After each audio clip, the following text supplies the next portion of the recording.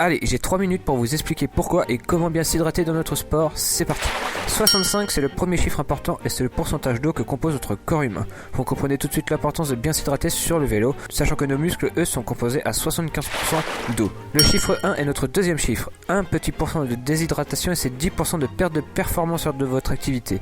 2% est égal à 20% de perte. Pour se rendre compte, je pèse 70 kg, soit 42 litres d'eau. Si je perds lors de mon activité 1%, je verrai mes performances chuter de 10%. Et cela ne représente que 420 ml d'eau. Et ces 420 ml, vous allez les perdre en moins d'une heure suivant la situation de la course et de la météo. En général, nous perdons entre 0,5 et 1 litre d'eau par heure. De nombreux problèmes sont liés à une mauvaise hydratation. La mauvaise récup, les crampes et les tendinites en font partie. Alors hydratez-vous en fonction de vos pertes. Comptez un bidon de 500 ml par heure. 10, c'est le prochain chiffre qui représente 10 minutes et c'est la fréquence à laquelle il vous faudra boire à votre gourde durant vos sorties. Si vous débutez dans le vélo, petite astuce que j'ai utilisée à mes débuts, programmez sur votre compteur une alarme et dès qu'elle sonne, buvez 2 petites gorgées d'eau. Qu'importe ce qui se passe autour de vous, avec le temps vous prendrez l'habitude de le faire sans entendre l'alarme et ce sera gagné. N'attendez pas d'avoir soif, le processus de déshydratation sera déjà engagé, il sera trop tard. 7, c'est le nombre de minéraux que compose notre sueur, sodium, potassium, calcium, magnésium, zinc, fer, manganèse, ainsi que de la vitamine C.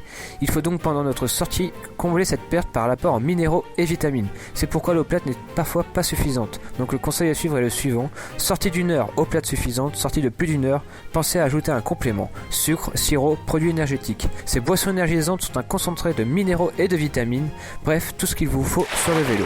Prochains chiffres, ils sont 2, 10 et 15. C'est les températures à laquelle devront être votre boisson pour une meilleure absorption par le corps. Trop froide, votre corps dépensera de l'énergie à réchauffer l'eau.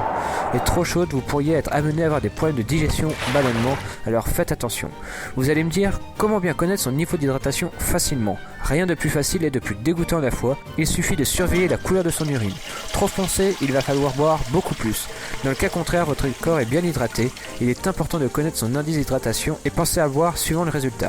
Et pour terminer, 2 petites astuces. En été, nous transpirons beaucoup plus. Cette sueur est parfois composée à plus ou moins haute quantité de sel. Vous l'auriez peut-être remarqué sur votre visage et sur vos vêtements, les taches blanches qui peuvent apparaître.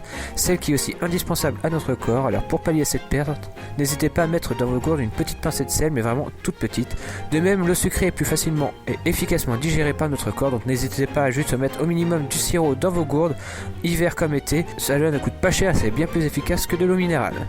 Et voilà, c'est déjà fini pour ce rapide mais néanmoins complet guide sur comment bien s'hydrater. On se retrouve très vite pour un prochain sujet et si vous avez des envies de sujets particuliers, n'hésitez pas à me les communiquer. A très vite, ciao.